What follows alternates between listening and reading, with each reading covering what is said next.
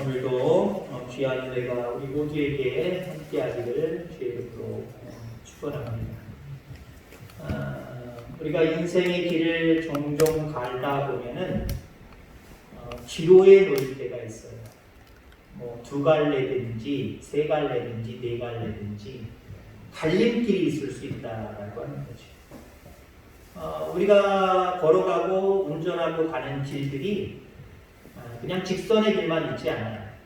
가다 보면 Y자길, 삼거리를 만날 수도 있고 십자로를 만날 수도 있고 5차로, 6차로를 만날 수도 있습니다. 수도 없이 만나죠.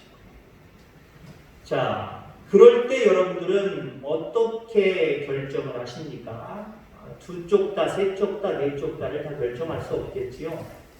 무엇인가를 우리가 선택을 해야 되는데 오늘 본문 속에 요셉도 인생의 기로에 서 있습니다. 물론 요셉이 인생의 기로에 서 있다라고 우리는 인정하고 싶지 않지요. 왜냐하면 오늘 본문 바로 이전의 말씀이 요셉이 애굽의 총리가 되는 장면입니다. 그렇게 성공한 사람이 무슨 인생의 기로의 시점이냐, 지금 본문의 말씀이 인정 못할 수도 있겠습니다만은, 여러분들, 우리가 인생의 기로라고 하는 것이 위기로만 생각하시면 안 돼요. 우리는 하나님 앞에 하나님이 원하시는 그 모습을 갖추기 위해서는요, 늘 인생의 기로가 앞에 늘 놓여져 있어요. 이걸 선택하느냐 저걸 선택하느냐에 따라서 하나님 앞에 아무것도 아닌 것들도 있지만 때로는 하나님의 사람으로 좀 발전해 갈 수 있는 것을 선택하는 경향도 있을 거고, 때로는 아무것도 아니라고 여겼지만 하나님이 싫어하시는 방향으로 우리가 우리의 신앙의 길을 퇴보하는 선택을 할 수도 있다고 하는 거예요. 자, 오늘 인생의 기로에 서게 되었을 때 하나님께서 요셉에게 두 아들을 주십니다. 인생의 기로에 있을 때 두 아들 주셨다. 탄생하게 했다. 이게 무슨 의미가 있을까요? 근데 여러분들, 인생의 기로 앞에 곰곰이 모든 상황들을 잘 바라보시길 바랍니다. 거기에 하나님이 원하시는 답을 선택하는 힌트들이 거기에 다 포함되어 있어요. 힌트들이 있단 말이에요. 그러면 안 되지만, 선생님들도요, 내 반 아이들 시험 볼 때 감독으로 들어갈 수도 있단 말이에요. 요즘은 그러면 좀 큰일 납니다만은, 예전에는 가능했어요. 예전에는 저 젊었을 때 그랬던 것 같아요. 다른 반 아이들한테는 힌트 안 줘요. 근데 내 반 아이들한테는 은근슬쩍 힌트를 줘요. 좀 이기적이고 요즘에는 그거 법적으로 큰 문제거리 생깁니다. 여러분들, 하나님 아버지의 마음이 그렇습니다. 우리 이 땅에 창조하고 영원한 생명의 나라로 인도하기까지 그 길이 쉬운 길이 아니에요. 많은 갈림길이 있을 때 그 길을 잘 찾아가면서 영원한 생명의 나라에 들어가는 거거든요. 지금부터 벌써 이미 쫙 뚫려서 그냥 가기만 하면 된다? 아니에요. 가면서도 얼마나 기로들이 우리 환경 속에 얼마나 펼쳐지는데요. 그때마다 우리는 잘 선택을 해야 되는데, 하나님이 우리의 환경을 통해서 힌트를 주신단 말이에요. 어떻게 살아가야 될 것인가를 하나님의 자녀로서 영원의 생명의 나라를 향하는 자들로서 어떻게 살아가야 될 것을 힌트로 말씀해 주십니다. 어쩌면 인생의 기로 앞에 특별한 일은 아닙니다만은, 그래도 요셉은 늘 하나님이 요구하시고 하나님이 뜻하시는 삶을 살기를 원하셨어요. 그렇기 때문에 지금도 애굽의 총리가 됐지만 그게 전부가 아니에요. 총리가 안 됐을 때나 총리가 됐을 때 다를 수 없잖아요. 하나님 뜻대로 살려고 하는 몸부림은요, 어떤 위치에 있든지 늘 해야 되는 거예요. 가난해도 해야 되는 거고, 부유해도 해야 되는 거고요. 못 배웠을 때도 해야 되는 거고요. 배웠을 때도 배운 만큼 더 하나님의 뜻과 하나님의 섭리를 찾아서 살려고 하는 노력을 기울여요. 자, 요셉은 총리가 됐지만, 애굽의 총리가 됐지만 어떻게 살아가는 것이 하나님을 더 기쁘시게 하는 일들인가? 이 부분에 대해서 말 그대로 자기 스스로는 기로에 서 있던 거예요. 자, 그런데 하나님께서 그 시기에 두 아들을 주셨습니다. 두 아들을 주셨는데, 자, 흥미로운 이름을 짓지요. 장자의 이름을 므낫세라고 이야기하고 있고, 차남의 이름을 에브라임이라고 이름을 짓습니다. 이름의 뜻을 살펴봐야 됩니다. 므낫세, 하나님이 나의 모든 고난과 나의 아버지의 온 집을 잊어버리게 하셨다. 차남의 이름은요, 에브라임, 하나님이 나를 내가 수고한 땅에서 번성하게 하셨다 라고 이야기를 합니다. 요셉에게 인생의 가장 큰 숙제가 무엇이었을까요? 그 숙제 중에 가장 큰 숙제라고 할 수 있는 것은요, 형들을 용서하는 것이었어요. 므낫세 이름, 하나님이 나의 모든 고난과, 여기서 말하는 자기 자신의 고난은 무엇이었을까요? 아버지 밑에서 계속 컸으면 물론 지금 같은 요셉의 총리가 바로의 총리가 될 수 있었는지는 잘 모르겠습니다만은 별고생 없었을 거예요. 형들이 팔아먹었잖아요. 죽이려고 했다가 아라비아, 애굽으로 가는 상인한테 팔아먹었잖아요. 갑자기 사랑받는 아들의 위치에서 구박받고 일만 해야 되는 노예가 돼버리잖아요. 종이 돼버리잖아요.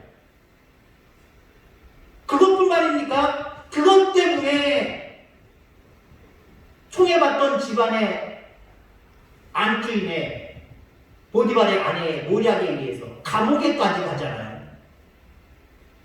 여러분, 그 세월이 거의 13년입니다. 13년.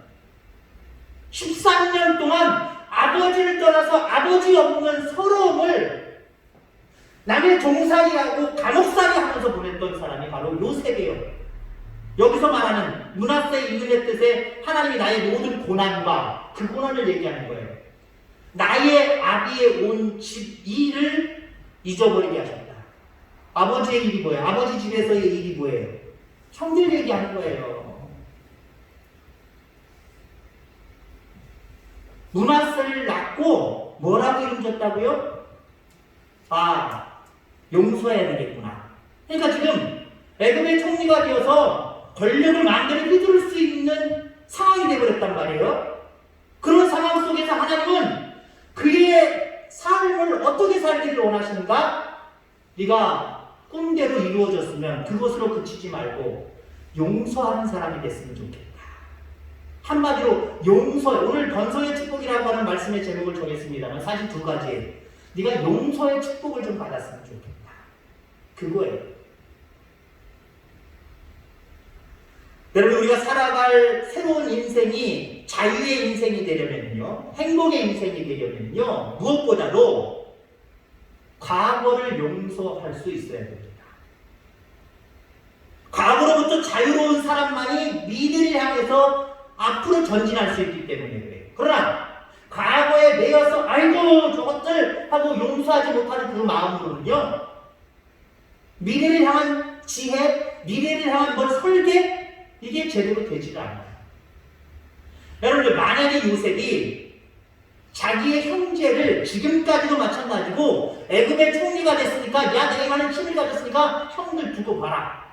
더군다나 자기 앞에 나타나잖아요 이제. 그렇다고 한다면 요셉이 야 형들 봐라 13년 동안 그런 용서하지 못하는 마음을 가지고 살고 앞으로 지금 이후에도, 본문 이후에도 용서하지 못하는 삶을 살았다고 한다면 여러분들 어떻게 됐을까요? 아니, 미래를 볼 필요도 없어요. 지금 과거를 바라보시기 바랍니다. 형들을 미워하는 감정을 가지고 살아가는데, 일단 애굽으로 팔렸을 때에 보디발의 집에 종으로 들어갔지요? 근데 주인이 보니까 늘 항상 웃어요. 일도 너무 성실하게 잘해요. 그 이야기는요, 그 마음속에 형들을 미워하고 이빨을 뿌드득 가는 그런 거 다 잊어버렸다는 거예요. 앞으로도 더 크게 용서할 것이지만 이미 요셉의 마음속에는요, 형들을 지금만큼은 아니지만 과거에도 어느 정도 이미 용서했어요. 생각해 보세요. 내가 형들 때문에 남의 집에 와서 이 웬 종 노릇이야. 왜 노예 노릇을 하게? 그 사람의 얼굴에 얼굴빛이 환하겠어요? 행복해하는 모습을 갖겠어요? 즐겁게 일하겠어요? 성실하게 일하겠어요? 맨날 주인의 눈에 들어와서 야 너 왜 이렇게 짜증났네? 너 왜 이렇게 신경질 많네? 너 얼굴이 왜 굳었어? 나한테 불만 있어? 한마디로 주인한테 문 밖에 날 거예요. 그러니 그 보디발의 집에 집안 살림을 도맡는 집사, 총무 그 역할을 감당할 수 있었을까요? 감당 못했어요. 이미 요셉의 마음속에는요 하나님의 비전, 꿈을 가지고 있었기 때문에 하나님이 원하시는 삶이 무엇인지를 그는 알고 있었어요. 이미 용서의 삶을 살고 있는 겁니다. 여러분들 용서하지 못하고 그냥 뿌듯뿌듯 가는데 더군다나 감옥까지 들어갔어요. 성추행범으로 감옥까지 갔단 말이에요. 거기서 여러분들 무슨 감사가 나오고 즐거운 마음과 어떤 지도가 나오겠습니까? 그럼에도 불구하고 이미 요셉은 형들을 용서하는 마음을 가졌기 때문에 감옥에 들어가서도 우린 정확하게 알 수 없지만 그는 찬송하는 삶을 살았고 다른 사람들을 돌아보는 그런 선한 마음을 가지고 여유 있게 살아갑니다. 그러니까 떡 맡은 간원장의 눈에 들어와서 그가 다시 복직할 때에 바로가 꿈을 꾸고 결국 바로에 의해서 애굽의 총리까지 된 거 아닙니까? 그러니까 여러분들 요셉이 용서하는 삶을 살지 않았다고 한다면 그의 미래는 밝지 않았어요. 여러분 그겁니다. 우리가 왜 나 스스로도 마찬가지고 다른 사람의 어떤 허물이라든가 잘못된 부분을 왜 용서해야 돼요? 여러분들이 잘 되기 위해서요. 우리가 흔히 용서가 안 되는 이유가 있어요. 그 이유 중에 하나가 뭐냐면 용서하면 나만 손해라는 거예요. 그렇습니까? 반대의 개념입니다. 용서하면 여러분들이 행복해져요. 용서받는 사람은요, 용서받는 사람은 물론 그분에 대해서 대단히 미안하게 생각했는데 용서해줬다 그러면 아유 고마워 하고 고마워하는 마음과 정말 그런 감동하는 마음이 있겠지만 어떤 경우는요 자기가 뭘 잘못했는지도 모르는 경우가 있어요.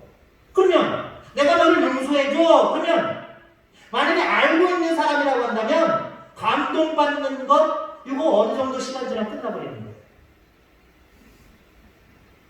그리고 자기는 잘못한 걸 모르는데 이 사람을 용서해준다고 얘기해요? 그러면 알았어. 뭐야 저 사람? 그럼 끝나버리는 것밖에 없어요.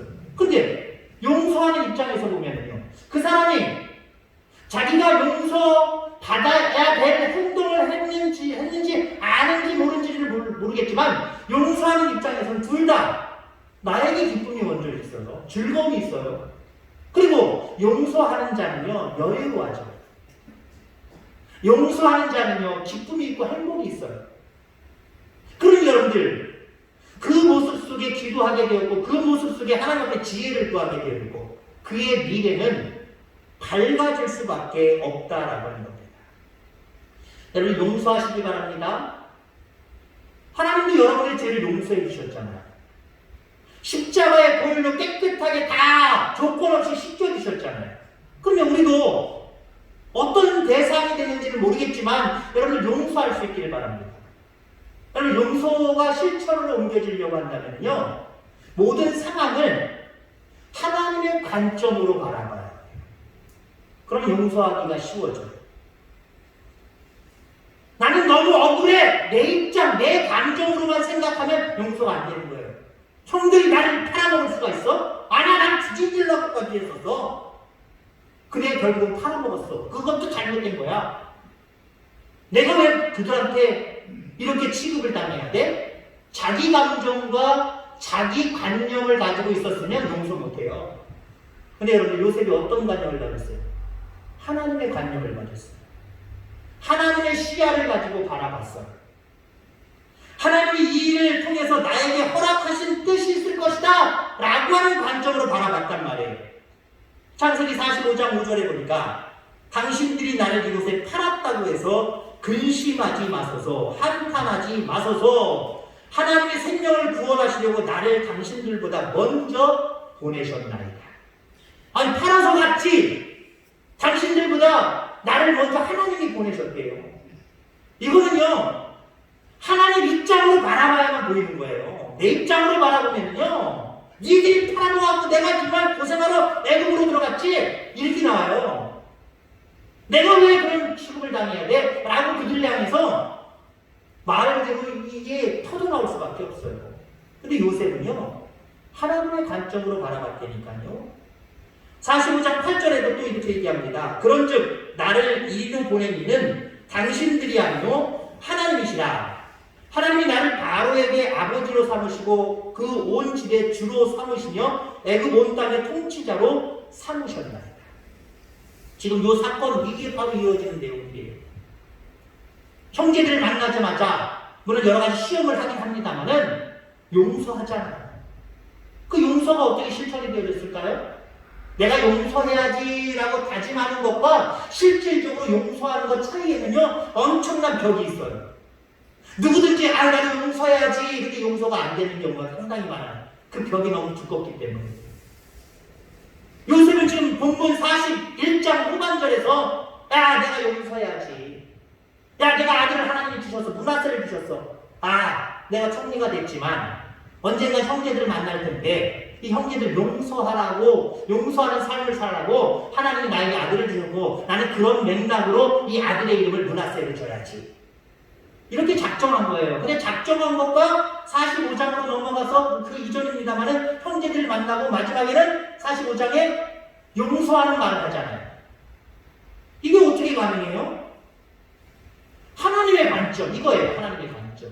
내 관점이 아니에요. 하나님의 관점을 가지면 우리는 용서할 수 있게 되고 용서의 복을 누리게 되어 있어요. 여러분 용서하고요. 또 용서의 복을 누릴 수 있는 저와 여러분들 다 되기를 주의 이름으로 축원합니다. 자, 두 번째 아들을 에브라임이라고 지었습니다. 에브라임. 그 이름의 뜻을 보면은 하나님이 나를 내가 수고한 땅에서 번성하게 하셨다. 내가 수고한 땅, 애굽에서 나를 번성하게 하셨다. 자, 여기 번성하게 하셨다는 말을 히브리어 원어로 찾아보면은 2배의 열매를 맺게 하셨다라고 하는 의미로 더 강하게 우리는 그 속뜻을 살펴볼 수가 있습니다. 과거를 잊고 새로운 미래를 바라보는 요셉을 하나님은 번성케 하셨다. 여기서 번성이라는 말은 물질적인 번성만 얘기하는 게 아니에요. 물론 그것도 포함되지만 그의 존재의 의미와 소명을 기대 이상으로 이루게 하셨다라고 하는 거예요. 그를 애굽의 총리, 권력적으로 바라보면 번성하게 하셨지요. 총리가 누릴 수 있는 재정적인 여유 얼마나 많을까요? 물질적으로 번성하게 하셨지요. 그것만 얘기하는 게 아니에요. 그가 앞으로 행할 모든 일들을 통해서 하나님은 그 자신뿐만 아니라 주변에 더 많은 사람들이 이 요셉을 통해서 번성하게 될 것이다. 여러분 요즘 그렇습니다. 신앙생활 할 때요. 하나님 나 잘되게 해주세요. 여기서 그치면 안 돼요. 여러분들이 왜 잘돼야 돼요? 여러분들이 왜 복받아야 돼요? 흘러보내기 위해서 복받아야 되는 거예요. 여러분들. 근데 우리는 보통 너무 기복적인 것에 매여서 하나님 요거 하나님 저거 잘되게 해주세요. 형통하게 해주세요. 뚫리게 해주세요. 열려주게 해주세요. 그리고 말아버려요. 그리고 그렇게 하나님이 응답해 주시면 그걸 간증이라고 하면서 자랑하는 것을 끊쳐버려요. 아니요. 진정한 번성은 내가 번성할 뿐만 아니라 나의 번성을 통해서 하나님이 더 드러나고 알려지는, 그러니까 결국 우리가 베푸는, 나누는 이런 삶으로 이어져 가야 돼요. 39장 5절에 보면 여호와께서 요셉을 위하여 그 애굽 사람의 집에 복을 내리심으로 여호와의 복이 그의 집과 밭에 있는 모든 소유에 미친지라라고 이야기합니다. 보디발의 집을 축복하시는 장면을 이야기하는 거거든요. 근데 여기 여호와께서 요셉을 위하여, 여러분들 여기 요셉을 위하여라고 하는 표현은요 더 정확하게 번역을 하면요, 요셉을 위하여가 아니라 요셉 때문에가 더 정확해요. 만약에 성경을 또 붙인다고 한다면 요거는 바꿔야 될 필요가 있어요. 요셉을 위하여가 아니라 요셉 때문에 보디발의 집에 복을 주셨다는 거예요. 더 나아가서는 요셉 때문에 바로에게 복을 주셨다는 거예요. 더 나아가서는 요셉 때문에 애굽이 번성하게 되었다는 거예요. 더 나아가서는 요셉 때문에 그 주변의 많은 사람들뿐만 아니라 아버지와 형제들까지도 번성하게 되었다는 거예요. 진정한 번성은요, 이런 번성이에요. 나만 그냥 내가 생각하고 원하는 것, 이루어지는 것, 이거 번성, 너무 작은 번성이에요, 여러분들. 너무 작은 번성에 여러분들, 하나님 앞에 기복적인 모습으로 비춰지지 않기를 주의 소망합니다. 좀 폭넓게, 더 넓게 번성의 의미를 가져가야지요. 여러분들 때문에, 여러분들 이웃이 구원받아야 되고요. 여러분들 때문에, 여러분들 이웃에 있는 영혼들이 뭔가 행복해하고, 뭔가 기뻐하고, 뭔가 여러 가지 모습 속에서도 만족하는 삶을 살게 해야죠. 그게 진정한 번성의 의미다라고 하는 겁니다. 자, 그렇다고 한다면 요셉이 아들의 이름을 므낫세로 짓고 그리고 에브라임으로 지었습니다. 그러니까 하나님이 용서하게 하셨다. 나를 잊게 해주셨다. 앞으로 나의 인생은 용서하면서 살아가는 인생을 살아야지. 그리고 그렇게 살다 보면 하나님이 나를 번성하게 하실 거야 라고 하는 모습으로 앞으로의 길을 지금 요셉이 정하는 거예요. 내가 이제 애굽의 총리가 됐어. 다 이뤘어. 끝내로 다 됐어. 이제 누리며 살아야지. 이거 아니었어요. 하나님이 주신 꿈대로 11볏집이 나를 향하여 절하고 11별이 나를 향하여서 절을 하고 해와 달도 어머니 아버지도 나를 위해서 절하는 그 위치에 올라왔단 말이에요. 꿈대로 됐단 말이에요. 자, 근데 요셉은 그 상황 속에서도 내가 어떻게 살아가야 될 것인가? 이 기로에 서서 오늘 본문 속의 말씀을 통하여서 결정을 한 겁니다. 앞으로 내 인생은 이제 용서하고 잊어버리는 인생을 살아야지. 그래서 하나님 앞에 나 때문에 많은 사람들이 복받게 만들어야지. 근데 여러분들, 이게 이런 고백으로만 되는지 아십니까? 고백도 중요합니다. 그러나 요셉은 고백만 가지고 번성을 누리지 못했어요. 요셉은 용서와 번성을 위한 삶을 가장 어려운 순간에도 추구하며 살았습니다. 그겁니다, 여러분들. 어려운 상황 속에서도 추구하는 거예요. 어떤 사람은 그러면 또 그렇게 얘기해요. 애굽의 총리 정도까지 됐으니까 용서가 나오지. 애굽의 총리까지 됐으니까 그 정도 권력과 그 정도 힘을 가지고 사람들한테 나눠주는 거, 베푸는 거 이거 얼마든지 할 수 있지 라고 이야기합니다. 근데 요셉이 지금 본문 이후로도 어떻게 살아가느냐도 중요하지만 이미 요셉은 이렇게 좋은 총리가 되어서 좋은 환경이 아니었던 시절서부터 이미 용서와 번성을 이미 보여주면서 우리에게 살아왔어요. 앞서서 얘기를 다시 한번 이야기합니다는